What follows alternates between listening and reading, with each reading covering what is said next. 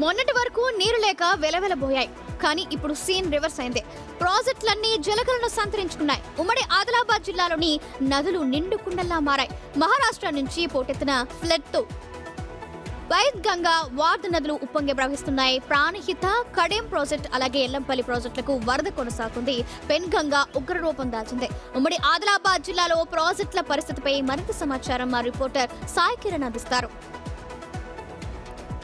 పరిస్థితుల్లో మొన్నటి వరకు నీరు లేక వెలవెలబైన ఉమ్మడి ఆదిలాబాద్ జిల్లాలోని నదులన్నీ గత 4 రోజులుగా కురిసిన వర్షాలతో పూర్తిగా నిండుగా ప్రవహిస్తున్నాయి. మళ్ళీ జీవం పోసుకున్నాయని చెప్పుకోవాలి. పూర్తిగా ప్రస్తుతం మనం గోదావరి బేసిన్లో ఒక ఉపనది అనేటువంటి పెన్గంగా వద్ద ఉన్నాము. పూర్తిగా చూసుకోవచ్చు, మొన్నటి వరకు నీరు లేక వెలవెలబైన పెన్గంగా పూర్తిగా నిండుగా ప్రవహిస్తున్న పరిస్థితి. నిన్నటి వరకు అయితే ఉగ్రరూపం దాల్చింది పెన్గంగా.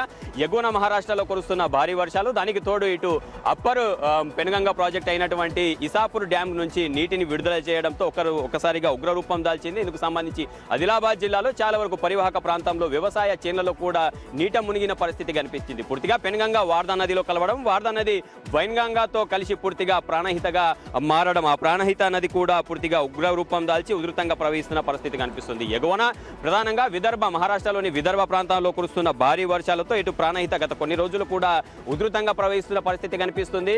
ఇటు ఎగువన వైన్గంగా మరియు వార్దా నదులు ఉప్పొంగి ప్రవహించి ఇటు ఆ వరద కాస్త ఇటు ప్రాణహితకు చేరుకోవడంతో ప్రాణహిత నది పూర్తిగా ఇటు కొమరంభీం, మంచిర్యాల జిల్లాలో పూర్తిగా నిండుగా ప్రవహిస్తుంది. ఇరువైపుల తీరాలను తాకుతూ పుష్కర ఘాట్లను తాకే విధంగా ప్రవహిస్తున్న పరిస్థితి కనిపిస్తుంది. మరోవైపు ఇటు గోదావరిని చూసుకుంటే గత కొన్ని రోజుల వరకు కూడా పూర్తిగా నీరు లేక ఎడారిని తలపించిన గోదావరి కూడా ఒకసారిగా జీవం పోసుకుందని చెప్పుకోవాలి. ఇటు బాసరి వద్ద కూడా పూర్తిగా ప్రవాహం ఉధృతంగా ప్రవహిస్తున్న ప్రస్తుతం పరిస్థితి కనిపిస్తుంది. ఇందుకు సంబంధించి గోదావరి బేసిన్లో ప్రధాన ఉపనది అయినటువంటి కడెం సంబంధించి కూడా ఇటు కడెం ప్రాజెక్టుకు ఎక్కువ మొత్తంలో గత 2 రోజుల క్రితం కురిసిన వర్షాలతో పూర్తిగా ఇన్ఫ్లో గణనీయంగా రావడంతో ఇటు ఆ నీళ్లు కాస్త పూర్తిగా ఇటు దిగువన ఎల్లంపల్లికి విడిచిపెట్టడంతో, గోదావరికి విడిచిపెట్టడంతో ఎల్లంపల్లికి కూడా ఎక్కువ మొత్తంలో ఇన్ఫ్లో అనేది కొనసాగింది. కడెంకు ఒక్కసారిగా 1,46,000 అత్యధిక ఇన్ఫ్లో కొనసాగగా దాని తర్వాత కడెం నుంచి 17 వరకు గేట్లు విడిచిపెట్టి గోదావరి నీళ్లను విడిచిపెట్టిన తర్వాత ఆ ఇంపాక్ట్ అనేది ఎల్లంపల్లిపై కనిపించింది.